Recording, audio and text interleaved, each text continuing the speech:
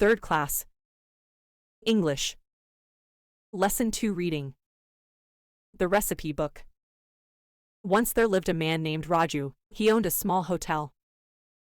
Everyone who visited his hotel liked the food as it was very tasty. Raju also supplied food on bulk orders. One day, he got a big order to cook dinner for a party. But unfortunately, he fell ill and was quite worried. He said to himself, I am not feeling well and not even able to get out of the bed. How can I cook for many people?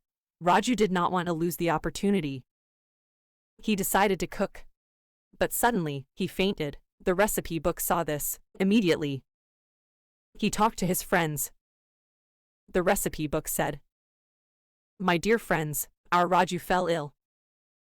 He is on bed and is not able to cook food for the big party. I want to help Raju. Who will come with me now? The pot came and said, I am big enough to prepare rice for the party.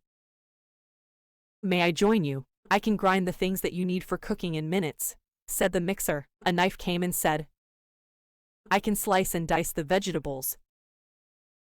Get ready, my dear tomatoes, chilies and onions. Here I come. Finally, the stove came and said, Hello, can I help you? Yes, you are most welcome, said the recipe book. Come on friends, let's begin cooking, said the recipe book, and they prepared all dishes for the dinner. Raju woke up after a couple of hours and entered the kitchen. He was surprised. He said to himself, I can't believe this. All the food for the party is ready. Raju tasted the food and it was delicious. He realized it was done by recipe book. He looked at the recipe book and said, Who helped you in cooking? The recipe book pointed to the pot, the mixer, the knife and the stove.